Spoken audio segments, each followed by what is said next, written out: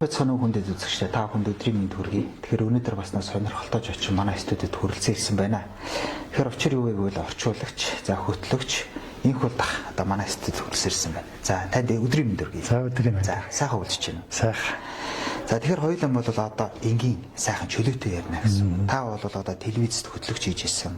Дээрээс нь радиод хөтлөгч хийж исэн. Тэр энгийн байх тухай бол одоо та надаар хэлэлт өөрөө сайн мэдчихэж байгаа гэж бодож байна.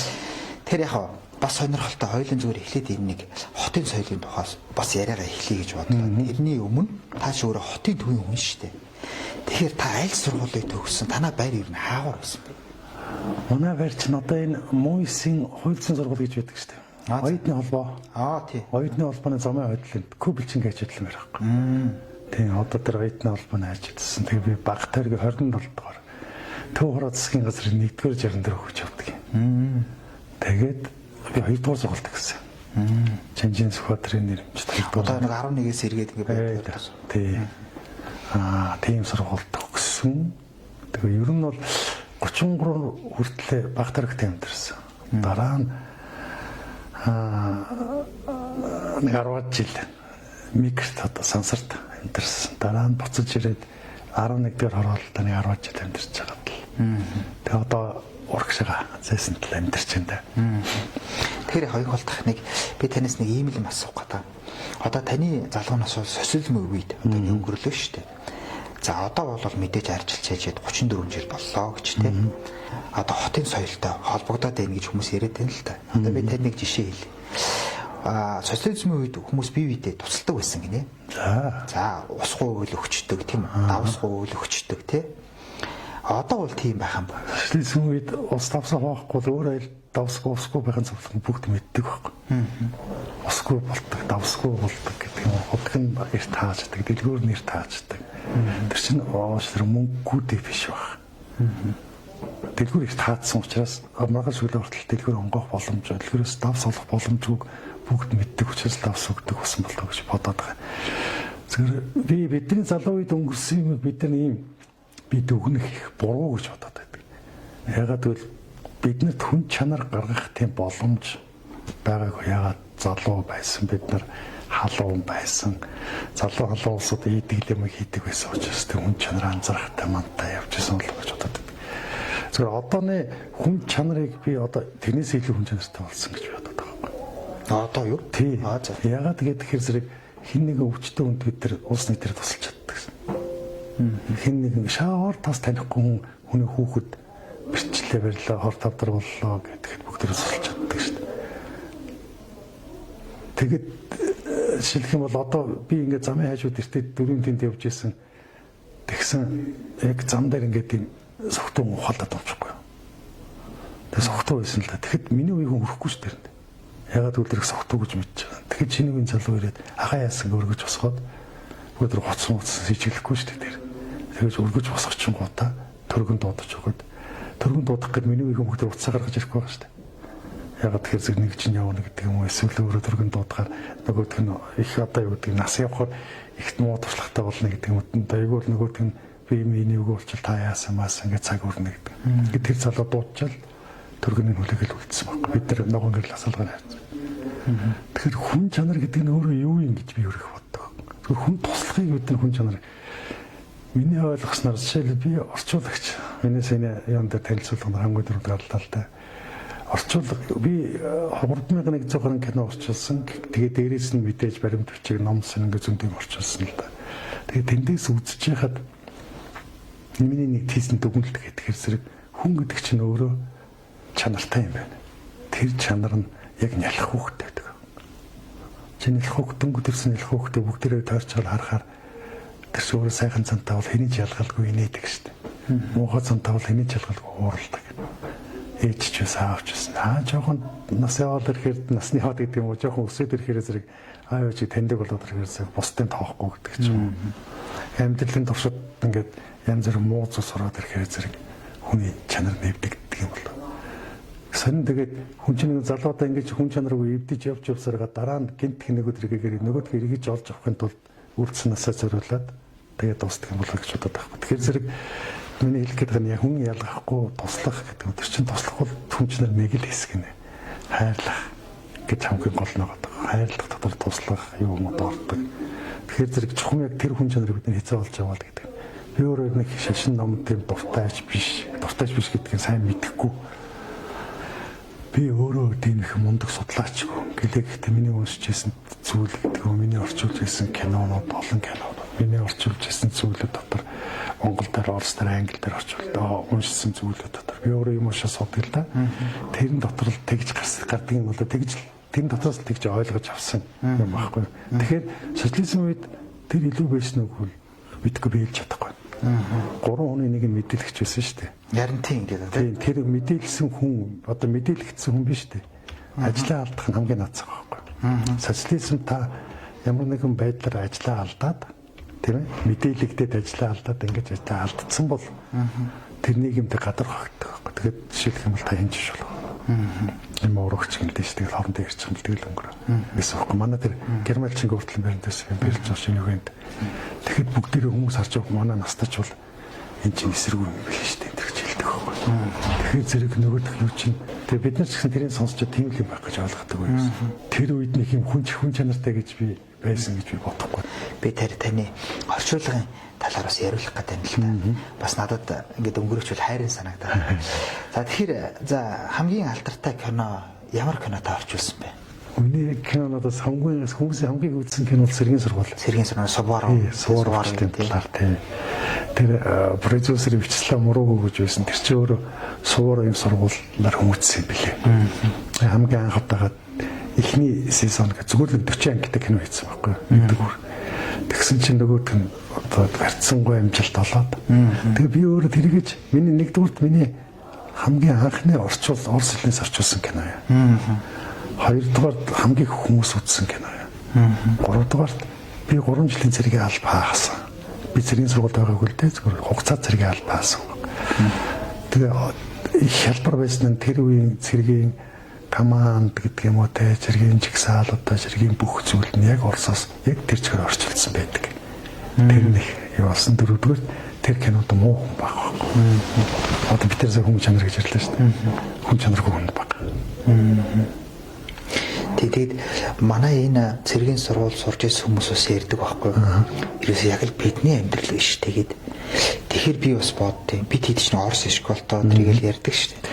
Тэгэхээр тэр хавьтайгаа адилхан байт юм болов уу гэж. Адилхан. Ягаад гэвэл би нэг юм хэлээ л да. Бидний одоо бид нар гэдэг нь Монгол гэдэг шүү дээ. Монгол цонгол. Тэгэнгүүт Монгол алдсан гэлээ да тийм. Одооны бид нар Монгол гэдэг их юм Орос юм байдаг. Харин тийм тийм. 3100 кино орчуулах. Тэнд дотор Оросын янз бүрийн ёс заншилгаар шүү дээ. Одоо энэ насураад хүмүүсийг хөдөөлөөлдөг байдаг ёслол усалчин бүгдээрээ одоо яг Орос ёслол байгаа. Тэгэхээр Оросын цэргийн ер номлолт хийчихэл Монголд орж ирсэн юм шиг байгаа юм. Зүгээр би яг цэргийн номлолт гэдэг юм уу тэр тактик сайн мэдэхгүй л дээ би огцоо цэргийн алба. Цэргийн сургууль төгссөн хүмүүс хэлдэг надад. Офицерууд одоо нэг юмуд. Манай нэг найзын дүү гэдэг. Чагаа алж гараад цацсан. Их л таа тэр хүн гоё шүү гэх. Өөрөө цэргийн сургууль төгссөн байхгүй юу. Тэгээ яг л өдрөө амьдрал гардаг гэдэг. Тэгээ болохоор их ойр байдаг баг. Гордоор тэгээ та яаж бидний юуг яасан гэдэг. Би өөрөө цэргийн сургуульд байгаагүй гэж хэлэхгүй ч гэсэн тэнд бийж байгаа тэр бүх юм Монголын цэргийн амьдрал байсан. Тийм яг тэгж ярьдаг шүү дээ. Зүгээр оны ялгаа антер гэдэг нь бол арай ондоолтоо. Тэнд оны ялгаа гарах нь гайгүй. Тэгтэл нэг чинь дээд хурсан доод хурсаа бэрч гал нэг тэмүүд гараад идэг шүү дээ. Тэр нь бол арай хурц байдаг гэж магадгүй амьдрал дээрээ. Тэгтэл ерөнхийдөө бол амьдрал нь тийм л юм шиг санагдав. Одоо та 3000 гаруй бүтээл орчуулсан гэдэг чинь шүү дээ. Тэгэхээр одоо та тэдэн хувь нь Орос ч гэдэм тэдэн хувь нь Англи ч гэдэм тийм нэг юу байна. Яг нэг Орос олон ангитай киног орчуулсан байхгүй юу? Жишээлбэл цэргийн сургуульд 160 анги, хөөрхөн насцаа гэдэг 280 анги, 70 ангитай кино. Тэгээд учирлын тангога 179 анги, 89 ангитай кино гэдэг. Тэд нар ч хамгийн их хүн эзлэвч. Тэгээ 12 ангитай киног бол зөндөө олон баг. Тэгэхээр тэрний бараг 70 тонн Орос кино. Үрдсэн 30% Орос хэлнээс, үрдсэн 30% Англи хэлнээс орчуулсан. Гэхдээ нөгөө кинонууд гэдэг төсөл төр камбинов төр байж хахад тэр төслийн кинонууд янз бүрийн орны кино л да Унгар, Польш, Япон, хаан холоор одоо зөндөө олон Итали, Швед эдрэг кинонууд бид англи хэлнээс нь орчуулж байсан байхгүй. Тэгээд орчуулгын ажил ч өөрөө бодлонтой, ер нь их зовлонтой ажил. Ягаад тэгэхээр нөгөө хүн болгоны нөгөө мэддэг одоо жишээлбэл чи англи хэл мэддэг гэхэд чиний мэддэг үгийг би хэрэглэх албагүй байдаг байхгүй. Тэгээд тэгэн гол нөгөө бүхэл бүтэн киног нэг үгнээс нь зарим хүмүүст үгнээд энэстэй үгийг орчуулга нэг. Нэг мистер Вин гэдэг чинь нэг сүмд ороод ингээд сууж байсан. Нэг дуу явдаг гэсэн юм даа. Тэгсэн нэг чинь дууг нь мэдэхгүй ингээд номын яриг хөрвүүлж байгаа. Өөрийнхөө мэддэг хэсэг дээр усчлал амар чанга шгаралаа. Тэрэн шиг нэг өөрөө мэддэг нэг үгийг те тэрийг л буруу хэрэглэснийг ингээд ягаад тэр бүхэл киног орчуулсныг юу ягаад буруудгаад байгаа хэцүү санагдаад байдаг. Сэргийн зургийг орчуулж байгаад би 10 жил тахтай химик хийчихэл ерөөсөө суудаг байсан хөөд. Хим ерөөсөө мэддэг. Ирэх биш ус төрөгч одоо юу гэдэг давсан ус тэр наадрахлаад бол мэднэ. Тэгээд химик хичээл орохоор зэрэг салгалцдаг байхгүй орчуулга гал. Тэгэл өстой тэр чин тэгэл ерөнхийдөө бол тэгсэг л төхүүлэл орхино л да. Тэгсэн нэг химийн нөхөр энэстэй химикстэй маш муу орчуулж байна гэдэг. Тэгсэн манай кино тэр албаныхан за чи тэгвэл орчуулдаг гэд 2-3 анги нөхцсөн чинь нөгөөд цаа байлээ гэд эргээд ирж байна. Би зэрэг нь мэдэхгүй байна гэд. Тэр чин тэгэхээр зэрэг нөгөө хүн универсал мэдлэггүй учраас киног орчуулахад хэцүү. Кинон дэр бүх амьдрал гардаг байхгүй. Тэгээс нэг номыг бол тэр сэдвийг мэддэг хүн бол гайгүй шүү дээ. Ангаахын номыг бол ангаахын хүн орчуулахад гайгүй. Кинон дэр чинь ангаах шаарна, хиймч гарна, математикч гарна тийм ээ. Тэгээд тийм болохоор тэр киног орчуулаад дүгнэхэд хэцүү. Гэхдээ сүүлд нь намайг нэг шведийн киног орчуулсан байсан. Манай лавдлан бэрэнцэн дэрч гээд би нэг швед киног Луннес ямар санаатай байлаа. Тэр нөгөө швед киног би орчуулсан. Тэгсэн чинь их гоё тийм магтсан юу бичсэн байсан магтаал гэдэг юм. Ерөнхийдөө кино орчуулсан багт олон хүн юм зэрэг юм ярина л да. Гэхдээ тэр бол надад их ойр санагдсан. Тэгээ ойр санагдсан яг их таатай санагдсан. Тэгэхээр зэрэг швед хүүхнүүдийг монгол хүүхнүүд ярьж байгаа юм шиг хоорондоо ярьж байгаа юм шиг тийм одоо гүн ухааныг яриа гэдэг өөр гүн ухааны кино ихтэй онцтой орчуулагчд баяр хүргээгээд бичсэн. Намайг их гэж мэдээгүй байсан. Уул би тэр таньдаг юм бий нэ. Тэгээ би орчуулсан гэсэн чинь тийм үү гэж сүлдэн тэгжсэн. За тэгээд бас манай их бол тахвал эмжил радиод хөтлөгч хийжсэн. Бараг та бид нэвтрүүлэг эхлэхээс өмнө ярьлаа 4 жил гарan гэдэг. Тэгээ яг таны тэр эмжил радиод хөтлөгч хийхэд орсон тэр нэвтрүүлгийн санаа чи надад таалагдлаа л та. Тэр та тэр нэвтрүүлгийн санааг одоо эрэгтэйчүүдийн одоо сэтгхүүн талаар тийм. Тэгэд энэ их гоё санаа. Ингэсэн билээ.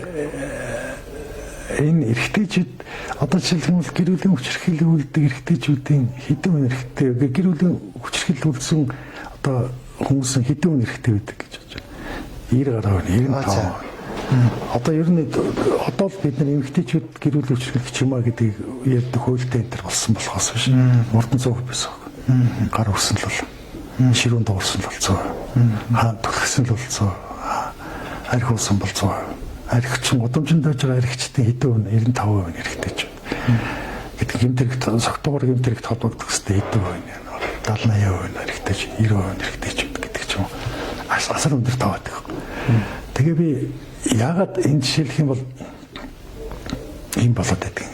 Нэг л юм орчуулж явж байгаа үед л нэг юм орж ирсэн санаа нь юу вэ гэдгээр зэрэг ингээд бэлгэд нэг хүн бэрхжээ нэг монгол хүн гэсэн. За би нэр мэрийг сайн мэдэхгүй л тий.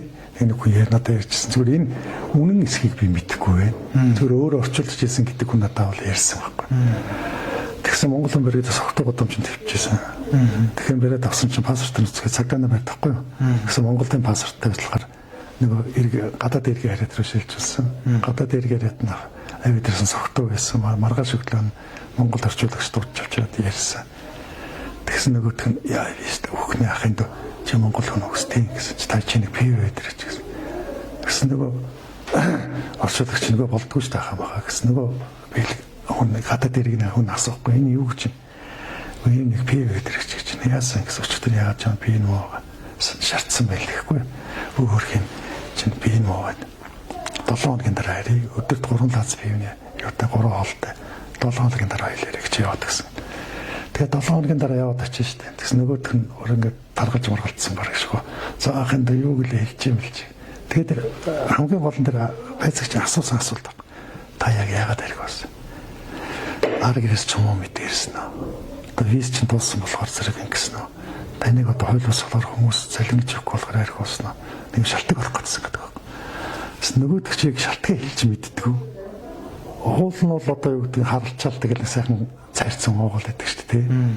Тэгээ бид нар чинь нэг юм эргэтэй юм чи шалтгаан хэлж мэддэг. Арих ух шалтгаан, арих уусан шалтгаан. Жишээлбэл өөртөө хүнд байгаа юм хэлж мэддэг. Хэцүү байгаа юм хэлж мэддэг юм байна гэдгийг би мэдэхгүй. Тэгээд тэр чинь барууны тэр Швед Бельгийн тэр юмнуудыг би ингээд үзэж байгаа. Тэгээ Америк гэдэг юм баруун тэр эрэгтэйчүүдийн талаар маалаар гэдэг. Тэгээ ингээд үзсэн чинь ер нь Америкт гэхэд эрэгтэй сэтгэл зүйчдэр уулздаг хүмүүсийн ихэнх нь эрэгтэйчүүд байдаг гэсэн мэдээлэл. Европт бас тийм. Орос Монгол хоёрт байхгүй. Арих одоо хүмүүс арих. Манайд баг сүртэй шүү дээ. Тий, манайд тэр хэрвээ манайд нэг нөхрийг бариад авсан жил ирэлжүүлэхэд тэгээ маргааш өглөө гараад ирсэн цагтаа нар байцаагаад тэгээд явж талаа ирлээ байж гэдэг ч юм уу. Тэгээд тэгэн гот би өөр тохиолдсон айгүй хүн зүйлийг би давж гаргахтаа депресд орцсон байж чаад нэг сэтгэл зүйчтэй сэтгэл засалчтай уулзахад надаа тэр одоо таны онцлог юу юм гэхээр би ингээ юм ярьж хагаад ийм нэвтрүүлэг юм л зүгээр юм гэсэн санаа хэлсэн. Тэгээд тэр хүн намайг дэмжсэн байхгүй. Та наадах гайгаарай. Тэгвэл таны над дотор байгаа юм чинь гараа шүү. Ягаад гэхээр нэвтрүүлгийн туршид та тэрийг ярина.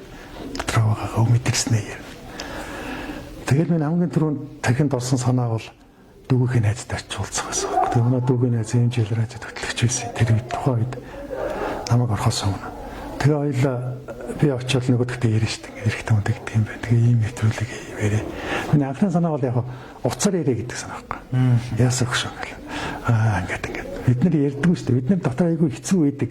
Эхнэр ядаж ингээд нэг юм их нэртэй өөр найз охинтойгоо бид нэргээ муудалцсан гэдэг чинь тий. Нэг санаатай муудалцал бид нар дээрлэхэд идэг. Ихтэй юм бол ховор. Сая айгүй муу жишээ гарлаа л да.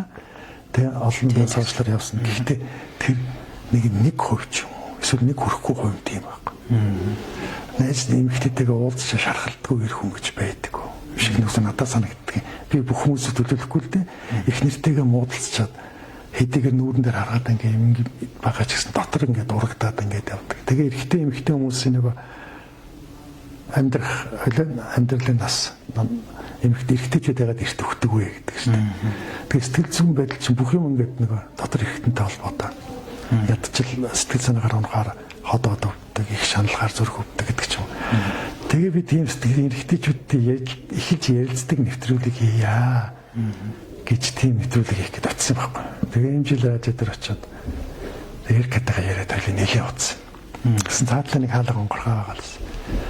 Айлаа яриад би чинь тэгээд нөгөөдөг чинь дүүгийн найз чинь сургаж алдсан шүү дээ ингэдэг байхгүй тэгдэг байхгүй. Нөгөөдөг чинь хаяа зэрэмтэй харин тийм юм тэр гээд. Тэгсэн цаанаас нь юу ороод ирсэн. Манай нэг тэр найз дүүгийн тэр радиогийн тэр захирал нараад ирсэн байхгүй.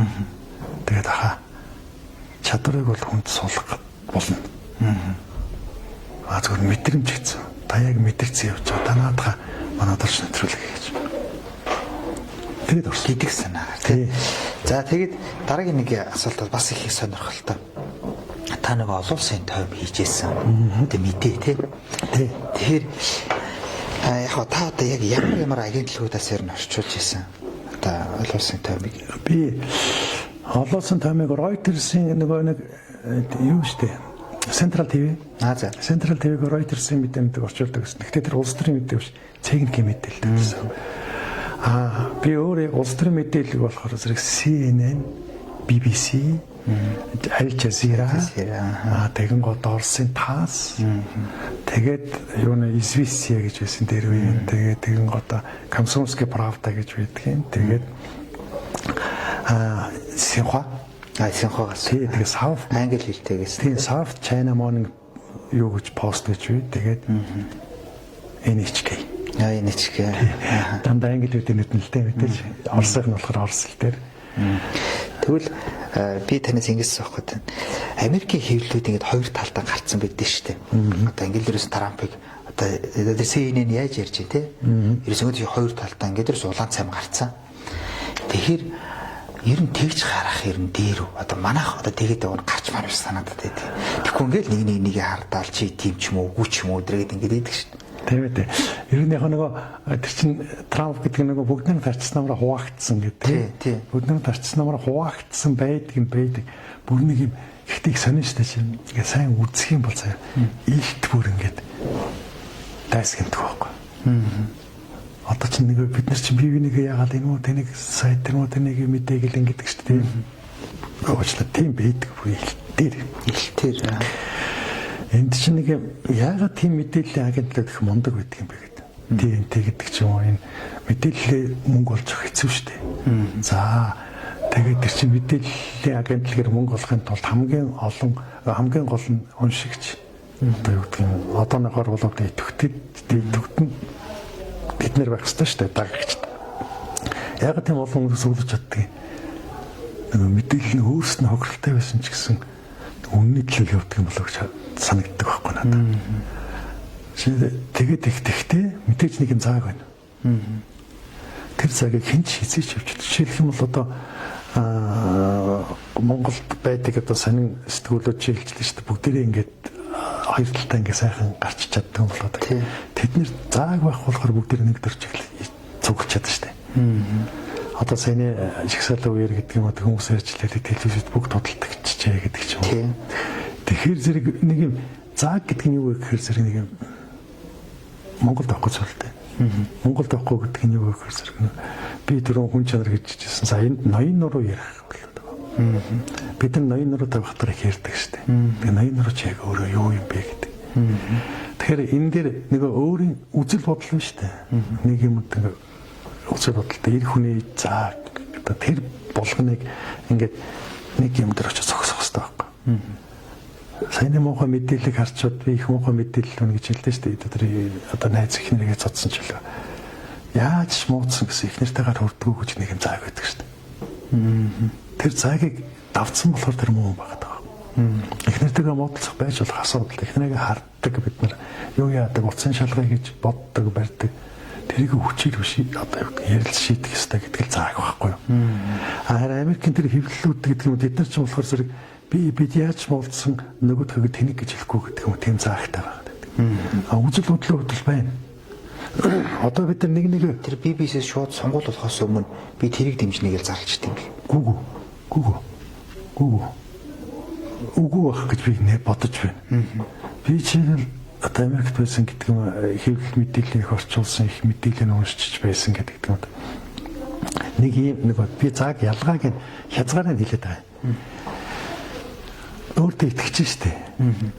Одоо энэ Трампын буруу да. За Трампын үзэл бодлыг одоо ярьж байгаа юм уу? Украинд цэцлэмжээ зогсоох нь буруу. Тэрийг л ярьдаг байхгүй. Тэрнээс тэр одоо юу гэдгийг тэгэхээр одоо ингэ сонгол болно штэ. Тэгээд эрэнгууд нь одоо CNN жишээлх юм бол сонин мэдээ цацахгүй. Одоо Трамп одоо юу гэдэг Мелани Трампын шалдан зургийг гаргахгүй. Тэр залуутай ямар хүн байсан тэр хамаа байхгүй. Орсын хэвлэл мэдээлэл нь сая тэгж гаргасан шүү дээ. Трампыг өд төгөлхийсээр гаргасан. Тэгэхээр бид нэр тийм гарахгүй байх тийм хязгаар нь байгаа даа. Зүгээр дэмжихийн тустай асуудал. Дэмжихийн тустай. Тий. Тэрнээс биш одоо юу гэдэг дайсан болчлоо гэдэг нь одоо нэг юм ирээ цэрэг үү шүү дээ одоо бид нар. Тий, ирээ цэрэг үү. Тэр ирээ цэрэг би хэлээд байгаа.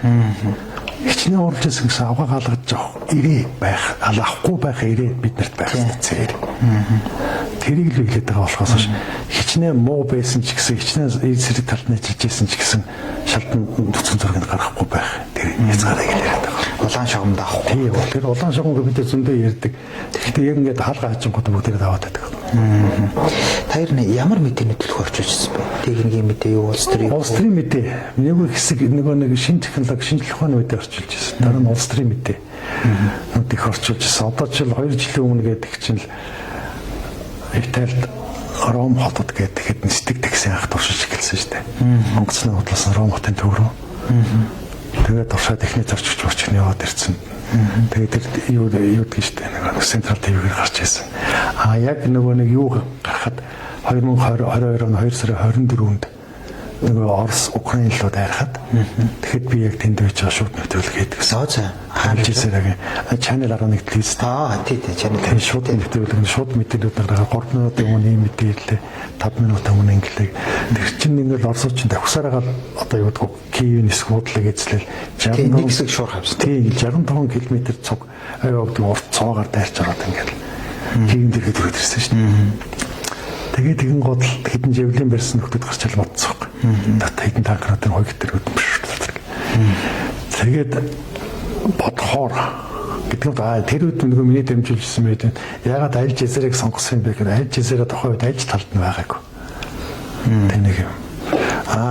Би CNN-ийн мэдээг явуулсан шүү дээ. CNN би хэлэх гээд байгаа. CNN BBC зэрэг нөгөө үндсэн ноён дургуунда тогтож чаддаг байна.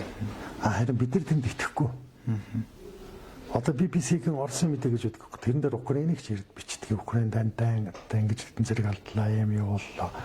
CNN-ийн юм дээр болохоор зэрэг Оросууд тэнд часов яард ордож очлоо гэдэг ч юм уу ингээд тийм мэдээнүүд нь байдаг байхгүй. Тэрийг бид нар яах вэ гэж үзэх юм уу империалистуудээ одоо нэг тал гарцсан улсууд ч болохоор зэрэг нөгөө талын мэдээ. Юмшгүй гэдэг. Тэгэхээр яг бүх мэдээг нь үзээд би одоо ингэ юм дээр мэдээний юмуд байдаг нэг аппликейшн тэрэн дээр ингээд өдөр мэдээ уншдаг. Тэгэхэд хүмүүс Оросын талыг би Орос мэдээг уншдаг. Би бол Орос мэдээний 20% нийтдэг. Аль жизера мэшэрэг нэг 60% нийтдэг. Мэдээж хэвлийн дай яваад байна гэж. Тийм. Мэдээж 40% нь үзэл суртал байгаа. Тийм байгаа. Оросын мэдээний бол 80% ерөөсөө үзэл суртал. Тийм. Тэгэн гот бид нар 70 жил тийм үзэл сурталтай мэдээлэлд ингэж явж ирчээд тархиа агуулга тэр үе тархиа агуулдаг. Тархиа агуулт гэж юу хэлэх вэ гэхээр бүх мэдээлэл авах сувгийг хаачаад ганцхан тийм хүн яриад байгаа юм. Айл яриад хэр нөгөөд ч өгдөөч усан юм оройч усан юм унтах чинь жирэн тэгээд хэр тэр хүн чинь бод нөгөө итгэж эхэлсэн шүү дээ. Тэрийг тархиа агуулт гэдэг. Тэрнээс ч одоо шиг ийм мэдээлэл олон сувгийг хаачаад тэрэн дундаас танаа сайтыг гэдэг юм танахыг ийм мэдээ явуулаад байгаа гэдэг. Танаа тархиа угаагаад гэж байгаа бол уучлаарай угаагч байгаа тэр хүний л асуудал. Энд мэдээлэл олж авах нь таны одоо өөрөө чинь сонголт байна. Би одоо ингээд гадаад мэдээний орчуулагч одоо ингээд ярилцаа сууж юм. Тэгээд бас их олзуурах шин л да. Тэгээд би нэг юм асуухгүй гэж яс чадахгүй байгаа.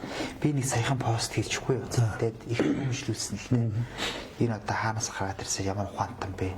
Ухаантан болох гэж жүжиглэлээ дэргээд.